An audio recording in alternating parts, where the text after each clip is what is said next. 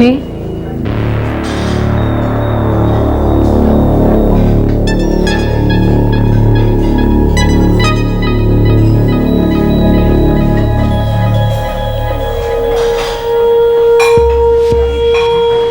काफी बेसब्र है आप। एक ड्रिंक तो हो जाए मिस्टर, तो बातें, कम से कम इंट्रोडक्शन तो हो जाए।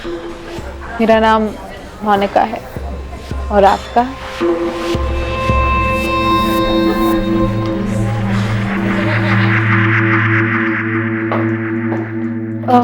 मैं मिस्टर राहुल मल्होत्रा की गेस्ट हूँ, room number 203।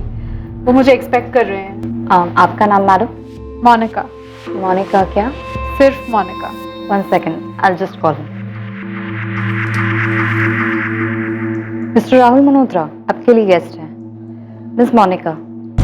Yes sir. Room number 203, second floor. Thanks.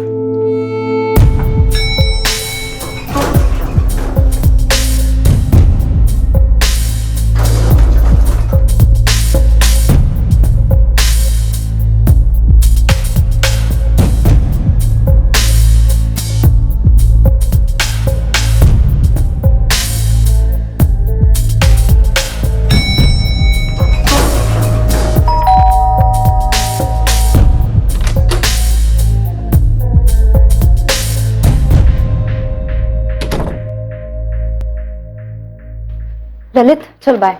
हाँ सुन इंदा, ये एक नए गेस्ट ने चेक इन किया है ना, राहुल मल्होत्रा फ्रॉम सूरत। हाँ, चेक इन के बाद एक फीमेल गई थी उसके रूम में, गेस्ट। तो इसमें नया क्या है? चल बाय। चल बाय।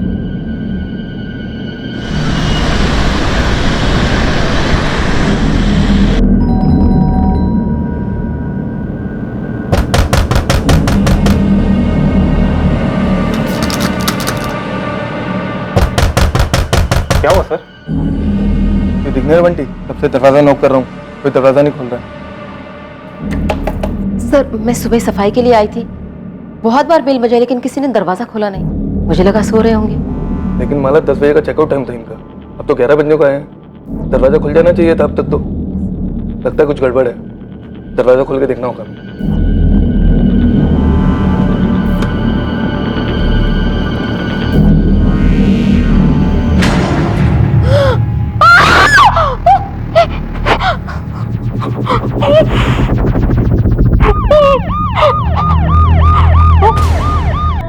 झिझक रही है, लेफ्ट राइट देख रही है।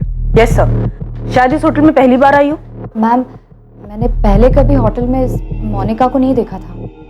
पक्का? 100% तो नहीं कह सकती। अक्सर ऐसे गेस्ट हैवी मेकअप और विग्स पहनते हैं। तो इसका मतलब हिल्डा तुम्हारे होटल में इस तरह की फीमेल गेस्ट आती रहती है? एक्चुअली मैम वो हिल्डा तुम जानती हो ना ये इलीगल है।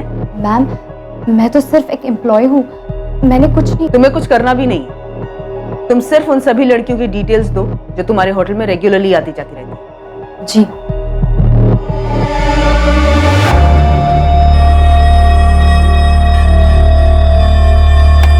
सही आदमी थ्रू आउट नीचे अपने फोन की तरफ देख रहा है, सीसीटीवी अवॉइड कर रहा है।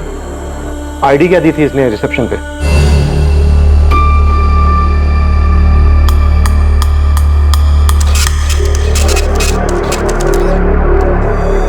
Thank you sir. ये साइन कर दीजिए sir. Room number 203, second floor, lift से राइट, सेकेंड रूम है sir. Thanks. Thank you. Booklet driving license है सर, राहुल मल्होत्रा नाम है लाइसेंस पर, सूरत का एड्रेस है। सर मैंने इस लाइसेंस को वेरीफाई करने के लिए सूरत आरटीओ ऑफिस भेज दिया। होटल से कोई नंबर मिला? सर होटल फॉर्म पे जो नंबर दिया गया है वो नंबर फर्जी है, ऐसा कोई नंबर है ही नहीं। अगर नंबर फर्जी है तो फिर हो सकता है ड्राइविंग लाइसेंस भी फर्जी है।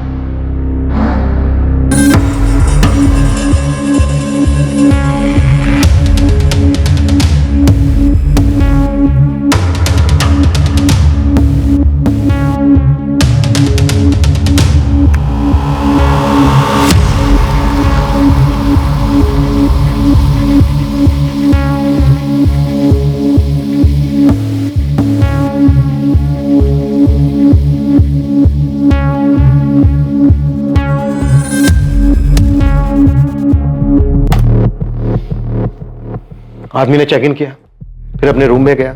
उसके थोड़ी देर बाद वो होटल बार में गया, वहां वो औरत उसे मिली। उसके थोड़ी देर बाद वो वापस अपने रूम में आया और उसके 10 मिनट बाद वो औरत उसके रूम में गई। हाँ सर, और उसके बाद अगले दिन। हाँ मैम, पूरे वक्त नीचे सेलफोन की तरफ देखकर बात कर रहा था। मैडम वाकई में मैंने उसका फेस ठीक से नहीं देखा। ललित, हमने सीसीटीवी फुटेज देखा है और उसमें साफ साफ दिखाई दे रहा है कि तुम्हारे और इस राहुल मल्होत्रा के बीच में बातचीत हुई है। क्या बात हुई थी?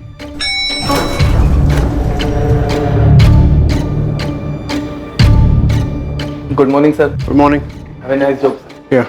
लेफ्ट साइड अवॉइड कीजिएगा सर, थोड़ा काम चल रहा है। फिर ललित क्लीनिंग स्टाफ के साथ ऊपर रूम में गया और हमें फोन किया। ये लास्ट क्लिप थी सर। रूम में शराब और खाना ऑर्डर हुआ है तो जाहिर सी बात है किसी वेटर ने डिलीवर किया होगा। ये सब होटल स्टाफ से पता लगाती हूँ और इस रेड आर्च होटल में आने वाली बाकी लड़कियों से भी बात करती हूँ। रिसेप्शनिस्ट ने नंबर्स दिए हैं। अब देखते हैं पोस्टमार्टम रिपोर्ट क्या कहती है। चल पड़े, मौत गला कटने से हुई है, रात के तकरीबन 3 और 4 के बीच। डॉक्टर, इसकी दोनों कलाइयां भी काटी गई हैं। हाँ, किसी बेहद धार वाले इंस्ट्रूमेंट के साथ, मानो कोई सर्जिकल इंस्ट्रूमेंट।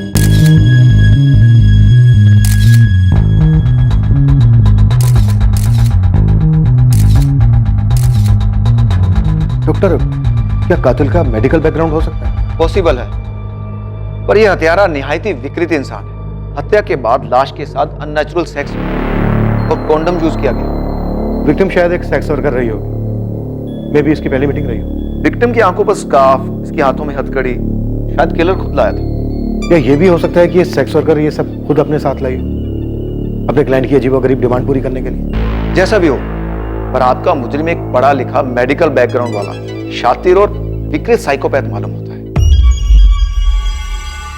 अज्ञात औरतों को शिकार बनाने वाले साइकोपैथ्स इन्वेस्टिगेशन के लिए सबसे ज्यादा पेचीदा साबित होते हैं। जुर्म का मकसद अक्सर एक बीमार दिमाग की कल्पना में छुपा होता है और अक्सर ऐसे हत्यारों की कोई हिस्ट्री नहीं, इनका कोई गैंग नहीं होता, पर इनकी मोडस ऑपरेंडी काफी शातिर होती है। लेकिन सवाल यह था कि 26 अगस्त की रात को मुंबई के होटल रेड आर्क में हुई भयंकर हत्या क्या वाकई में एक साइको का काम था?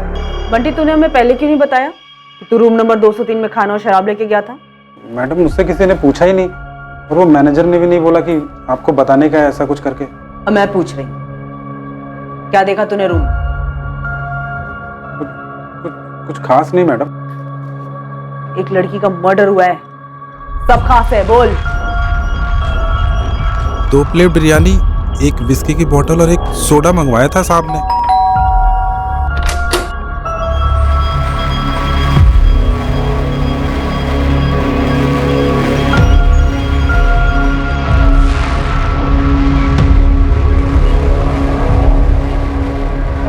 मैडम, और कुछ लगेगा? किचन क्लोज होने वाला है। नहीं, तुम जाओ और सुबह तक डिस्टर्ब मत करना।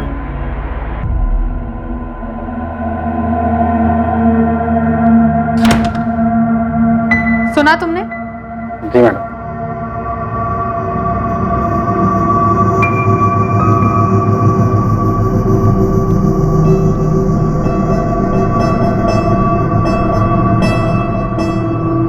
जाओ जाओ यहाँ से और सुबह तक बेल मत बजाना। उस मैडम ने मुझे 200 रुपए टिप दिए और बोला कुछ चाहिए होगा तो बताएंगी। फिर मुझे गुड नाइट बोला, फिर मैंने भी उनको गुड नाइट बोला और वहां से निकल गया। तूने उस आदमी का चेहरा नहीं देखा? बिल्कुल नहीं देखा? ध्यान ही नहीं दिया मैडम।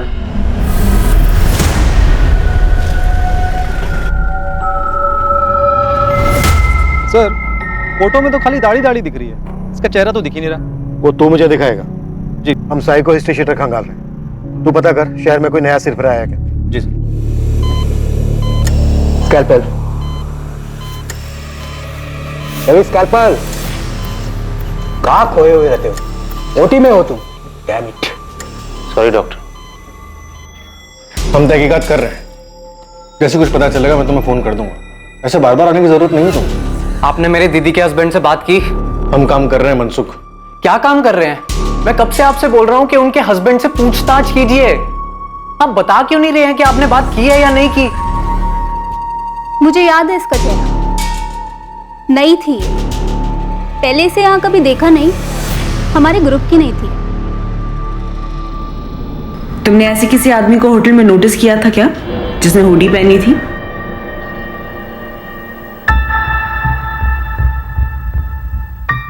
ध्यान नहीं दिया। वैसे भी हमारे लिए तो सारे आदमी इस तस्वीर की तरह होते हैं, एकदम धुंधले। मैं इतना कह सकती हूँ कि वो लड़की नई थी इस लाइन में। छोटी ड्रेस पहन के टांगे कौन छुपाता है?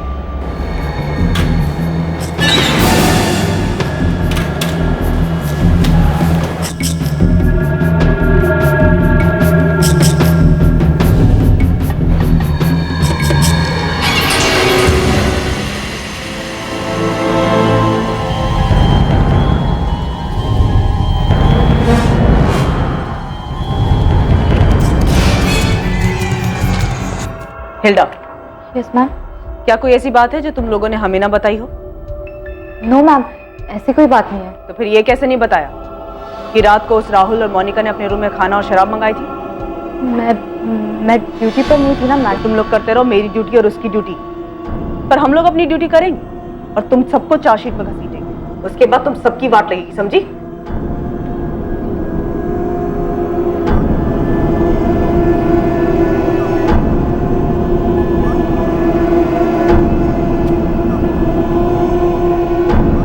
कहना चाहती हूँ?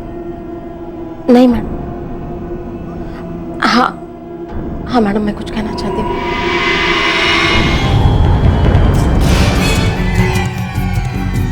पुलिस अभी केस के सारे एंगल्स खंगालने में लगी हुई थी और इसी बीच जब तक वो अपने मेन सस्पेक्ट बंटी तक पहुंचे वो फरार हो चुका था।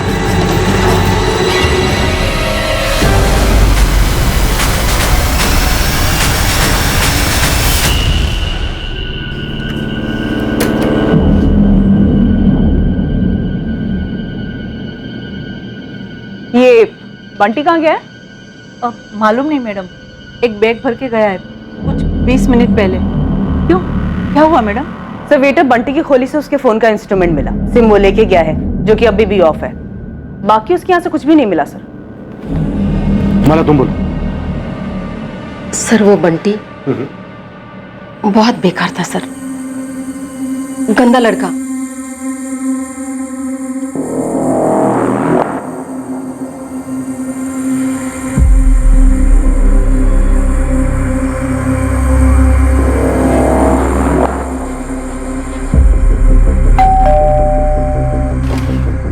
मैडम डिनर ले आओ।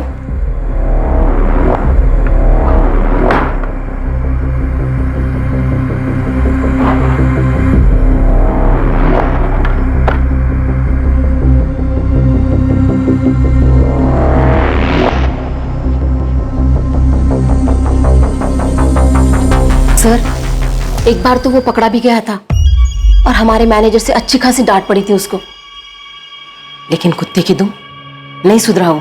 बंटी ने उस रात भी कुछ किया था माला?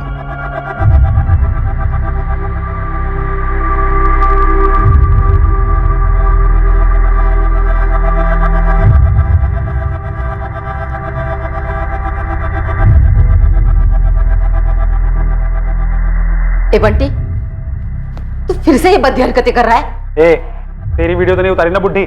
चल निकल यहाँ से, हवा आने दे थोड़ी। और सुन, अगर किसी से शिकायत की ना तो किसी दिन काट डालूंगा। चल निकल।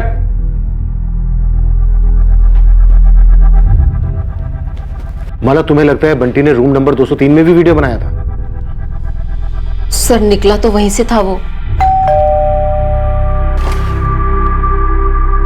Madam dinner. सर जब मैंने बंटी से क्वेश्चन किया तो जाहिर सी बात है उसने नहीं बताया अपनी इस लत के बारे में, और शायद कल रात को जब मैं माला से बात कर रही थी होटल में तब उसने देख लिया हो और भाग निकला। और तुम कह रही हो कि होटल वालों के पास उसका सही एड्रेस तक नहीं है? यस सर, नहीं है। यहाँ वहां से पूछ के मैंने उसका एड्रेस निकलवाया, तब तक काफी देर हो गई। दोनों रिसेप्शनिस्ट, मैनेजर, सारा स्टाफ सबकी जम के क्लास लेके होटल चला रहे हैं, मजाक कर रहे हैं क्या? फिर मिले हुए हैं सबके सब? रेड आर्क होटल के पूरे स्टाफ से कड़ी पूछताछ की गई, पर किसी भी स्टाफ के पास वेटर बंटी की कोई जानकारी नहीं मिल पाई। रेड आर्क होटल में वेश्यावृत्ति करने वाली सारी लड़कियों से भी पूछताछ हुई। ना कोई विक्टिम के बारे में कुछ जानता था और ना कातिल के बारे में। शहर के उन तमाम हिस्ट्री शीटर्स को भी खंगाला गया जिन्होंने अतीत में अज्ञात औरतों पर, खासकर सेक्स वर्कर्स पर हमले किए थे। साथ ही पुलिस के खबरी अपने पिटारों से हर मुमकिन पैतरा अपना रहे थे बेनाम विक्टिम, बेनाम हत्यारा और भागे हुए वेटर बंटी पर कोई भी लीड पाने के लिए। पर इस केस पर किसी भी तरह की कोई लीड नहीं मिल पा रही थी और कत्ल को पूरा 1 महीना बीत चुका था। और दूसरी ओर मुंबई से 300 किलोमीटर दूर सूरत में इस केस की अहम कड़ियां बिखरी पड़ी थी।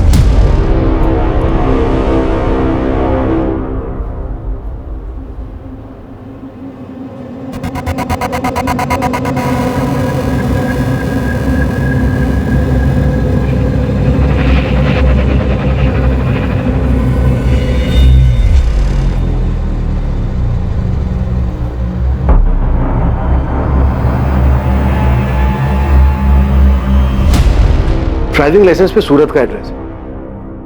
पूरे चांसेस हैं कि ये सूरत में बना होगा, तो हो सकता है ये कातिल भी सूरत का हो। यस सर, किसी एडल्ट डेटिंग साइट के जरिए या फिर किसी एस्कॉर्ट सर्विस के जरिए सेक्स वर्कर को मंगवाया हो, अपनी विकृति पूरी कर ली और वापस सूरत चला गया होगा। सस्पेक्ट और विक्टिम दोनों की फोटोग्राफ सूरत पुलिस हेडक्वार्टर में भिजवा दो, अपने सभी थानों में भिजवा देंगे सर। और वेटर बंटी पर क्या लीड है? बंटी के कॉल रिकॉर्ड्स निकाले मैंने सर, पर शक करने जैसा कुछ भी नहीं है। फरीदा, खबरी राजू को बोलो कि वेटर बंटी के साथ साथ विक्टिम की आइडेंटिटी की लीड पता करने पर भी लग जाए। Right sir.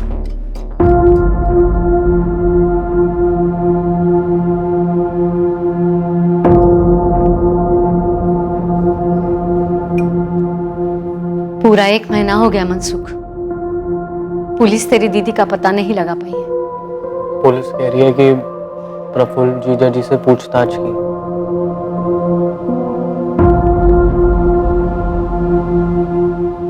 मैं कह रही हूँ प्रफुल्ल जिम्मेदार नहीं है, वो तेरी बहन में ही था। तूने बाकी सब कुछ पुलिस को बता दिया? वो बहुत पहले का था मम्मी।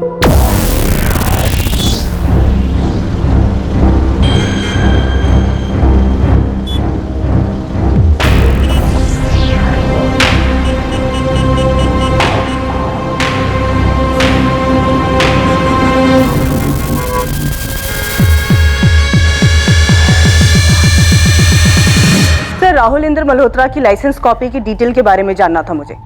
ये रिक्वेस्ट मैंने काफी पहले डाली थी, 4 हफ्ते हो चुके हैं। हाँ, वो 2002 के पहले का रजिस्ट्रेशन है ना, बुकलेट लाइसेंस, इसलिए ऑनलाइन नहीं मिला मैडम। हजारों फाइलों में से ढूंढकर हमने इसे निकाला है, इसलिए थोड़ा वक्त लगा। इस राहुल इंद्र मल्होत्रा ने जो एड्रेस डाला है 13/9 केसरबाग, इस एड्रेस पे हरिओम रावल रहता है, जिसके नाम पे ये लाइसेंस 17 साल पहले बना था। तब ये हरिओम 18 साल का था। आप इसकी एक कॉपी मुझे फैक्स कर दीजिए।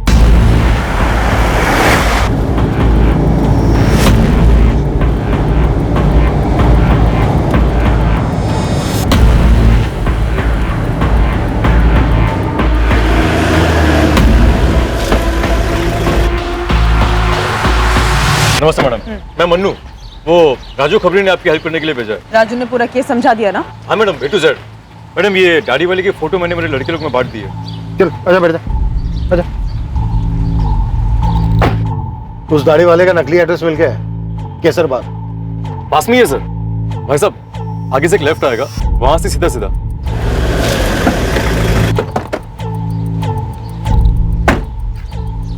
तेरा पता ना, ये रहा सर। ठीक है मन्नू, तब तक आसपास तू ये फोटो घुमा। ठीक है? ठीक है सर।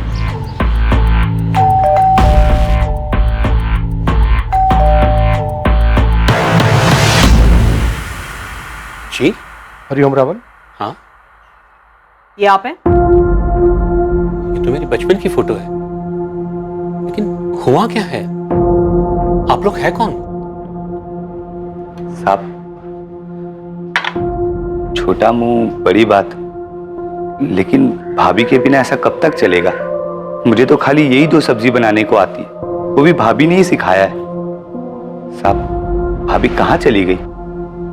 क्या पता बाबू, खुद चली गई है या फिर सोचता हूं तो मेरा दिमाग सुन पड़ जाता है। और वो उसका भाई मनसुख, वो मेरे ऊपर शक कर रहा है, पुलिस को मेरा नाम बता रहा है। वो ये ले जाओ, मैं दुकान जा रहा हूं।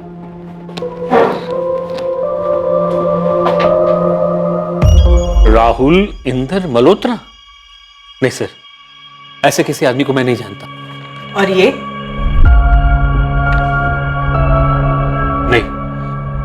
नहीं मैम, नहीं जानता हूं मैडम इसे। वैसे ये तस्वीर इतनी साफ भी नहीं कि मैं अच्छी तरह पहचान सकूं इसे। हरिओम, अच्छे से याद करके बताओ, आपने अपना ड्राइविंग लाइसेंस किसी के हाथ में दिया था? किसी बैंक में, किसी हॉस्पिटल में, या फिर किसी फॉर्म के साथ? नहीं सर। सर वैसे ये इंदर मल्होत्रा है कौन जिसने मेरे लाइसेंस से फर्जी लाइसेंस बनवाया? ये वही है जिसने मुंबई में एक बहुत ही क्रूरता से हत्या की। क्या?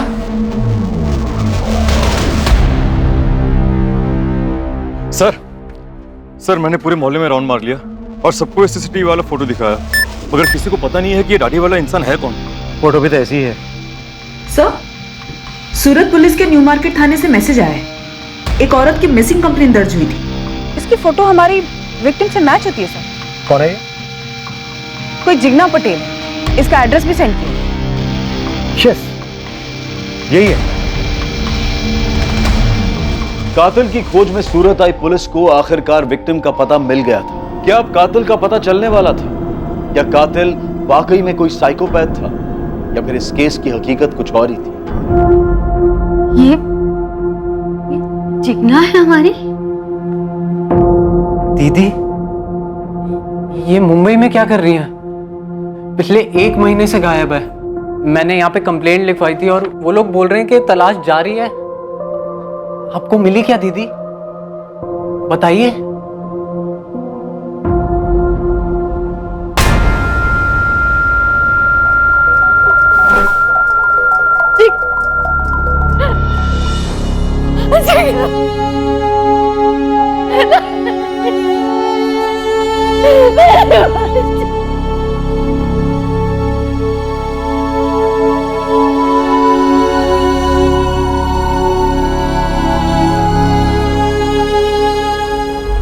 अगस्त की रात तुम कहां थे? यही था सर, सूरत पे अपने घर में। मनसुख का कहना है कि 2 महीने पहले, यानी कत्ल के 1 महीना पहले, जिग्ना तुम्हारे साथ लड़के अपने मैके चली गई थी।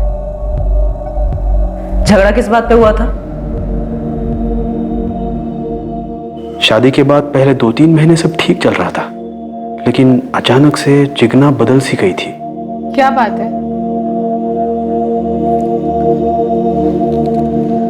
तुम ही बताओ जिग्ना, क्या बात है? इस वक्त क्या चल रहा है तुम्हारे दिमाग में? बिना सोच के बताओ तुरंत।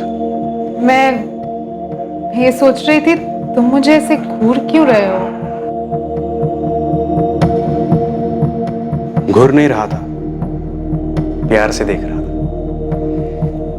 यही सोच रहा था कि कितने दिन हुए हमने कुछ किया ही नहीं है। मेरे छूने से तुम्हें घिन आती है? ड्रामा मत करो, मेरे सर में दर्द है। सर में दर्द? पिछले 3 महीने से सर में दर्द है तुम्हारे। नहीं है मूड मेरा। लेकिन क्यों? अभी अभी शादी हुई है ना हमारी। शादी हो गई है तो क्या लाइसेंस मिल गया है? खरीद लिया है मुझे कि जब चाहो मजे कर लो? सेक्स वर्कर समझते हो?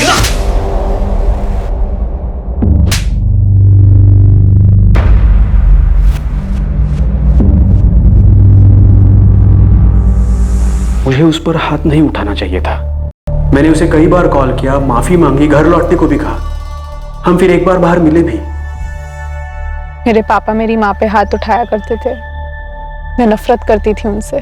मैं फिर कभी हाथ नहीं उठाऊंगा, हाथ जोड़ता हूँ Jigna. I am sorry, please घर लौट आओ।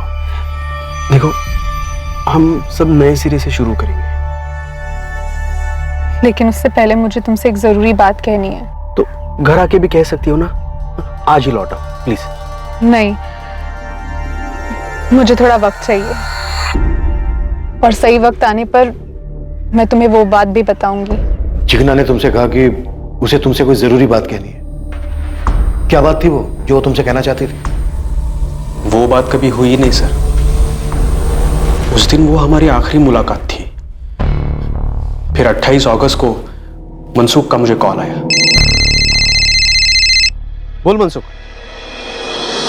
नहीं, तेरी दीदी तो घर नहीं आई। बात क्या है? क्या? परसों जिग्ना ये कहकर गई थी कि वो मेरे घर आ रही है। जिग्ना का भाई मनसुख तो यही कह रहा है। ऐसे कैसे हो सकता है सर? उसने मुझे फोन तक नहीं किया। सर, जब दीदी इनसे लड़कर आई थी तो घर में काफी हंगामा हुआ था। अरे एक थप्पड़ मारा तो कौन सा पहाड़ टूट पड़ा? ये तुम कह रही हो मम्मी? पूरी जिंदगी पिटने के बाद? बकवास मत कर। वो तेरे और मेरे पापा के बीच की बात, समझी? कम से कम तेरे जैसे मुंह तो काला नहीं किया ना। मैंने कुछ गलत नहीं किया है रवि के साथ। तो क्या रवि के बारे में प्रफुल्ल को बताया? बताया या मैं बताऊं? अरे नहीं मम्मी, तुम क्यों बीच में पड़ रही हो? प्रफुल्ल जीजा जी को दीदी पे हाथ नहीं उठाना चाहिए था। दीदी ने कुछ गलत नहीं किया है। गलत किया है। शादी के पहले ही रवि के बारे में प्रफुल्ल को बताना चाहिए था, और अब तो बताना ही चाहिए जब वो लौट आया। ये रवि कौन है? वो सर, शादी से काफी पहले की बात थी। दीदी इस रवि को लेकर सीरियस थी और बाद में उनका ब्रेकअप हो गया था। क्या जिग्ना ने मुझे कुछ बताया क्यों नहीं, और ना ही तुम लोगों ने? बताने वाली बात ही नहीं थी। लेकिन तुमने अभी भी बताया कि तुम्हारी माँ ने कहा था कि रवि लौट आया है। तो क्या रवि और जिग्ना फिर से मिलने लगे थे? नहीं सर, ऐसा कुछ नहीं था। कहाँ रहता है रवि और काम क्या करता है? हाँ, मैं वेट कर रही हूँ। मुझे एग्जैक्ट फ्लाइट की डिटेल्स निकाल के दो। ये रवि नर्स है? जी सर, मेल नर्स है, ऐसा दीदी ने बताया था। और वो डॉक्टर्स को सर्जरी वगैरह में असिस्ट करता है। कहाँ काम करता है रवि? इसका कोई घर का एड्रेस है? एड्रेस तो नहीं मालूम, लेकिन दीदी ने बताया था कि एलएनसी हॉस्पिटल में काम करता है। लेकिन सर मुझे ये समझ में नहीं आ रहा है कि मेरी वाइफ मुंबई कैसे पहुंची, और ये सब हुलिया। सर ये सब क्या चल रहा था? सर 26 अगस्त शाम 7 बजे जिग्ना फ्लाइट नंबर AS201 से मुंबई गई थी। एयरलाइन ने बुकिंग डिटेल भेजी है। सर लेकिन मुझे कुछ नहीं बताया था जिग्ना ने मुंबई के बारे में। और हमें दीदी ने बोला था कि वो अपने घर वापस प्रफुल्ल के पास जा रही हैं। कहाँ जा रही हो दीदी? मैं वापस अपने घर जा रही हूँ। मेरी प्रफुल्ल के साथ सुलह हो गई है। इससे अच्छी खबर तो सालों में नहीं सुनी मैंने। बाकी का सामान मनसूख के हाथ भिजवा दूं? नहीं, 2-3 दिन बाद मैं खुद आकर लेके जाऊंगी। चलती हूँ, बाय। और एयरपोर्ट से सीधा रेड आर्च होटल पहुंची होगी। पर सवाल यह है कि क्यों, और वो भी एक एस्कॉर्ट के रूप में। माजरा क्या है?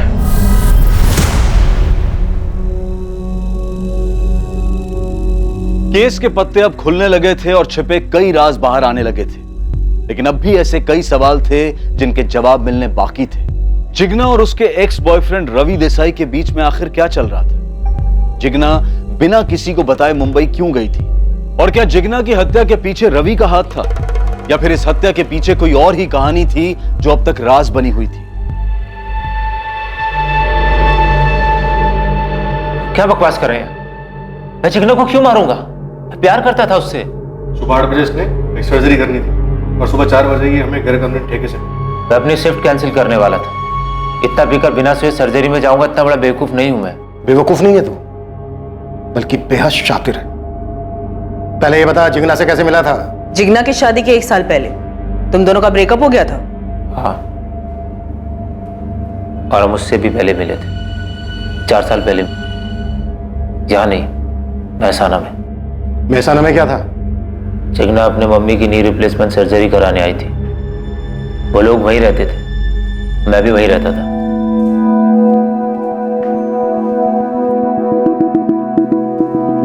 फर्स्ट क्लास गई सर्जरी। अब आपकी मॉम फुटबॉल खेल सकती है? बस वो ठीक से चल फिर सके, वही बहुत है। एक बात कहूँ, बुरा तो नहीं मानेंगे? कहिए। ये अर्थराइटिस विरासत में मिलता है। आप अभी से केयर लो, कैल्शियम लो, वॉक पे जाओ, ख्याल रखो अपना। मैं भी अपनी मॉम को रोज सुबह लेके जाता हूँ वॉक पे। That's so sweet. Ravi, Jigna, 3 साल हमारा रिश्ता रहा, सीरियस था। तो फिर टूटा क्यों? जिग्ना के बाबूजी की डेथ हो गई थी। उसकी माँ उसकी तुरंत शादी करना चाहती थी, पर उस वक्त मैं शादी के लिए तैयार नहीं था। तो महसाना से सिर्फ तुम मुझे ये कहना आए हो कि मुझसे शादी नहीं कर सकते? फोन पे कह देते ना। मेरी यूएसए में जॉब लग सकती है। मेल नर्सेज की बहुत शॉर्टेज है वहाँ पे। मेरी लाइफ का एम्बिशन रहा है यूएसए जाना। और अगर मेल नर्स शादीशुदा हो तो उसे यूएसए में एंट्री नहीं मिलती, ऐसा कोई रूल है? अगर अमेरिकन लड़के से शादी हो तो वीज़ा तुरंत लगता है। मेरे दूर के रिश्तेदार वहाँ पे सिटीजन है, उनकी बेटी है। ओह, मेरी पूरी फैमिली की तकदीर बदल जाएगी जिग्ना। मेरी तकदीर तो अभी अभी बदल गई रवि। सॉरी। मैं 1 साल से जिग्ना के टच में नहीं था। मुझे तो ये भी नहीं पता था कि उसकी शादी वादी हो गई। 1 साल के बाद मेरी यहाँ एलएनसी हॉस्पिटल सूरत में पोस्टिंग हुई। उसको मैंने यहीं पे देखा, अपनी माँ को दिखाने आई थी। यूएसए का क्या हुआ? कुछ बोलोगे भी? जैसे तैसे करके यूएस पहुंच तो गया, लेकिन मेरी क्वालिफिकेशन के हिसाब से मेरी जॉब नहीं लग रही और पिंकी के साथ भी कुछ जम नहीं रहा था, इसलिए यहाँ वापस आना पड़ा। ओह सॉरी, वैसे मैं हैप्पीली मैरिड हूँ। लेकिन ये बात मुझसे हजम ही नहीं हुई। और तुम दोनों का फिर से अफेयर शुरू हो गया? नहीं, मैं पीने लगा। तुमने दिन में पी रखी है रवि, क्या कर रहे हो? जो जॉब यहाँ सूरत LNC में लगी है ना, वो भी छूट जाएगी। सबसे तुम छूट गए हो ना, सब छूट गया। मुझे सुसाइड के अलावा और कोई रास्ता नहीं सूझता। थप्पड़ खाओगे, फालतू बात मत करो, संभालो अपने आप को, अपनी फैमिली के बारे में सोचो, पीना छोड़ो और किसी अच्छी लड़की से शादी कर लो, समझे? इतना ही बात हमारे बीच। नहीं, जिग्ना मुंबई गई, तू मुंबई गया? जी नहीं, मैं मुंबई नहीं गया था। तो फिर 26 अगस्त की रात को तू कहां था, किसके साथ था? 26 अगस्त कहां था?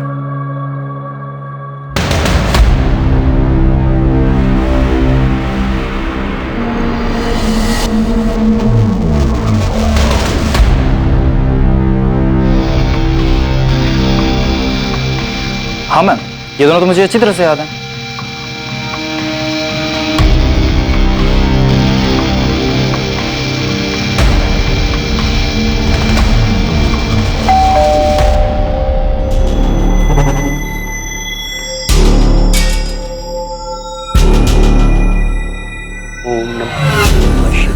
बाबा,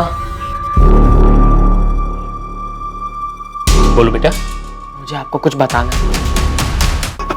सब मारना नहीं साहब, सब मारना नहीं साहब, सब उस औरत का मर्डर मेरा कोई हाथ नहीं है साहब। तब फिर तेरे पैर क्यों भाग खड़े हुए राजा? मुंबई से डायरेक्ट कोंकण, ऐसे ही टाइम पास के लिए।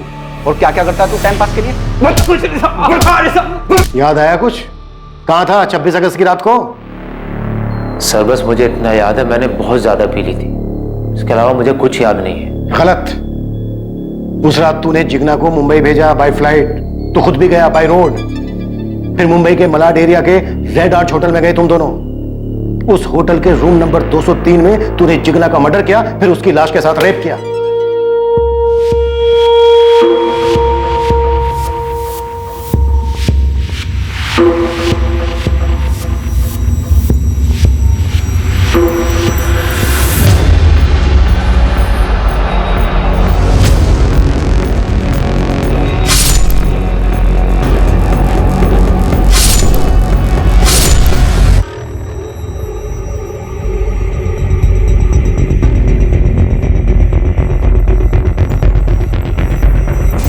बता, तूने हरिओम रावल के लाइसेंस की फर्जी कॉपी कैसे बनाई? सर मैं किसी हरिओम रावल को नहीं जानता। तूने मेरे ड्राइविंग लाइसेंस की फर्जी कॉपी बनाई? क्यों? मुझे आपकी गाड़ी ले जानी थी घुमाने। बोल, किसने की थी मदद तेरी? किसी ने नहीं। इस चिकना का मुंबई में एस्कॉर्ट बनने का क्या माजरा था? तू उसे धंधे पे बैठाने की सोच रहा था? जिग्ना मुंबई क्यों आई थी उस हुलिये में? यही तो मैं आपसे पूछना चाहता हूं, क्यों? वो भी मेरे साथ रूम में। आप लोगों ने होमवर्क ठीक नहीं किया है, पता नहीं उसके और मेरी आखिरी मुलाकात में क्या हुआ था। रवि, ये हमारी आखिरी मीटिंग है, मैं अब तुमसे नहीं मिलूंगी। मेरी मैरिड लाइफ अफेक्ट हो रही है। एक दोस्त होने के नाते मुझे जो करना चाहिए था मैंने किया तुम्हें सहारा देकर।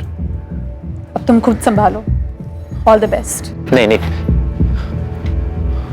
देखो तुम्हें अपनी मैरिड लाइफ डिस्टर्ब करने की जरूरत नहीं है, बस मुझे छोड़ के मत जाओ। हम पुरानी इक्वेशन मेंटेन कर सकते हैं। इतनी जोर से मारा था, सोचा नहीं था किसी लड़की में इतनी ताकत हो सकती है। बहुत होती है मिस्टर। अच्छा ये बताओ, और कुछ हुआ था उस दिन? एक और आदमी था जो उन दोनों पर नजर रखे हुए था, अभी याद आया। कौन आदमी?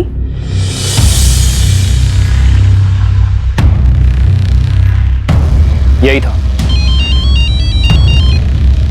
हेलो हेलो मैडम, मुझे आपको कुछ बताना है। दरअसल मेरा लाइसेंस मिसयूज हुआ है। मेरे अपने बेटे ने मेरी लाइसेंस की कॉपी बनाई थी फर्जी, जाली लाइसेंस बनाने के लिए। कहां से बनवाई थी? उसकी स्कूल के पास कोई दुकान है, प्रफुल्ल स्टेशनरी।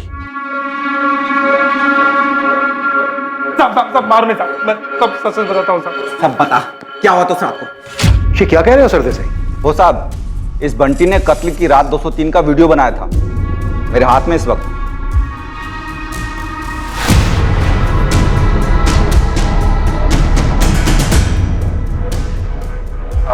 मैडम और कुछ लगेगा?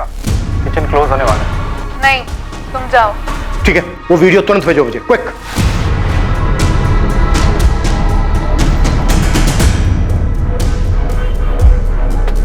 मैडम, स्कैल्पेल तो ये भी बेचता है।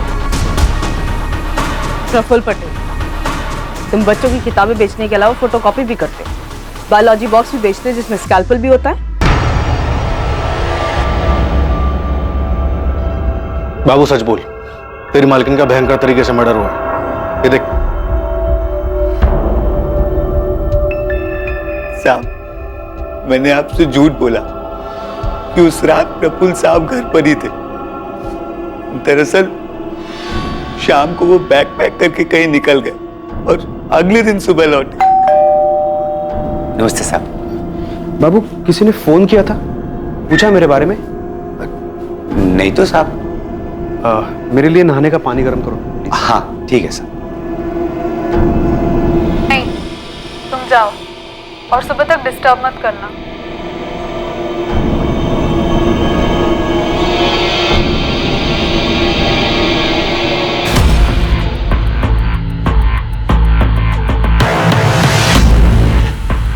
घूमो प्रफुल्ल।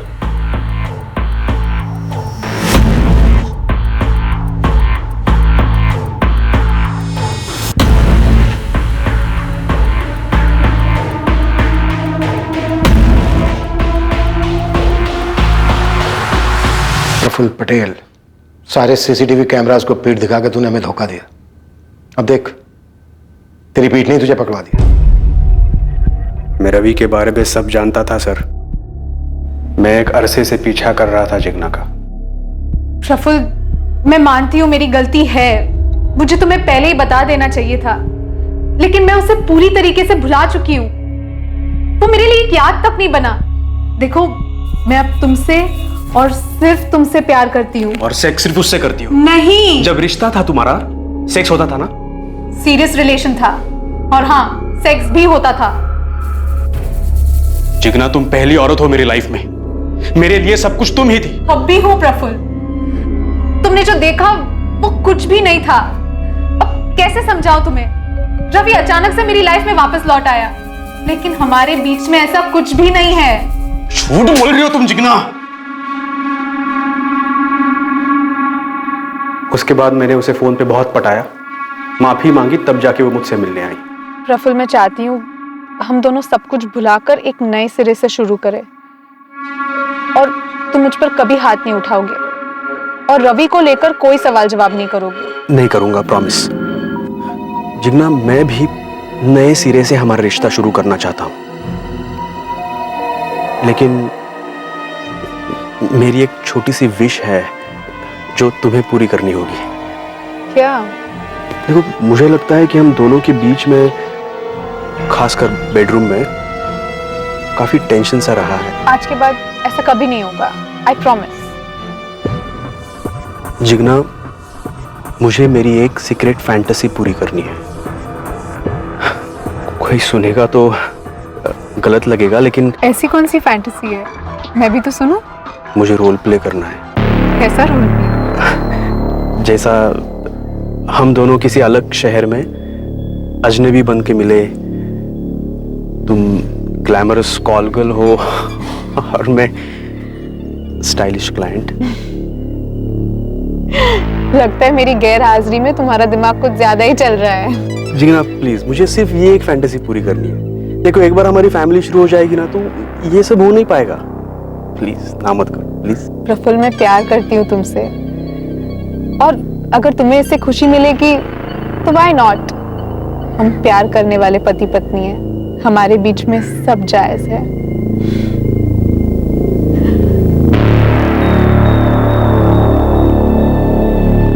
हमने तय किया था कि हम किसी को नहीं बताएंगे कि हम मुंबई जा रहे हैं। प्लान के हिसाब से जिग्ना फ्लाइट से मुंबई पहुंच गई। मैंने उसे होटल का नाम बता रखा था, और मैंने हरिओम रावल की ड्राइविंग लाइसेंस की फर्जी कॉपी बना रखी थी। जिग्ना फ्लाइट से पहले पहुंच गई और मैं बाय रोड राहुल मल्होत्रा बनकर पहुंचा। राहुल मल्होत्रा ने होटल रेड आर्च में अपनी आईडी दिखाकर रूम नंबर 203 बुक किया और होटल के बार में राहुल टॉप की कॉल गर्ल मोनिका से मिला। डील हुई पूरी रात की। रूम में भी बड़ी चालाकी से राहुल ने अपना चेहरा छुपाया।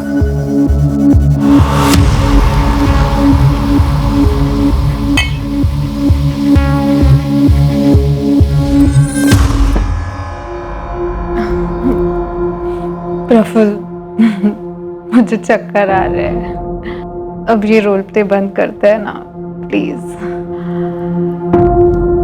और आगे कुछ करते हैं।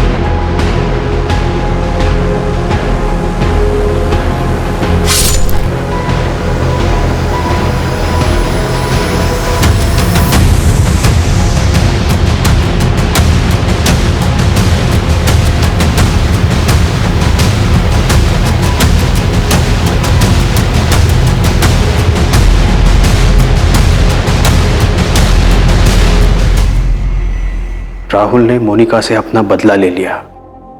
रोल प्ले का दी एंड हो गया। उसकी बेवफाई की सजा उसे मिली। फिर सीसीटीवी से बचते हुए राहुल मुंबई से सूरत लौट आया बाय रोड, और फिर से राहुल प्रफुल्ल पटेल बन गया।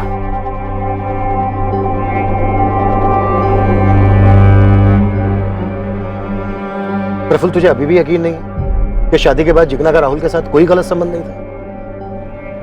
नहीं।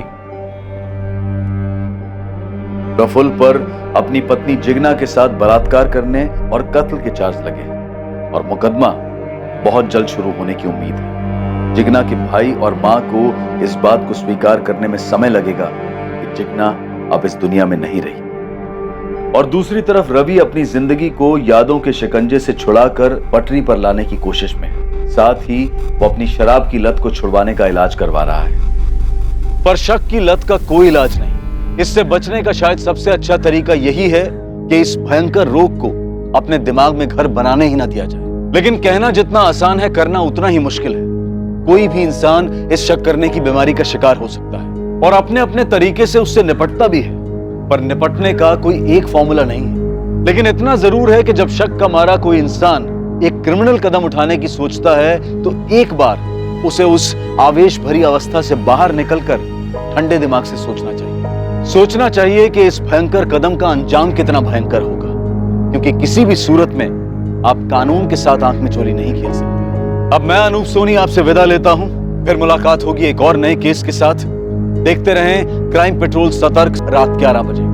और याद रखें, क्राइम और आपके बीच में सिर्फ इतना फर्क है कि आप कितने सतर्क हैं। सतर्क रहें, सुरक्षित रहें।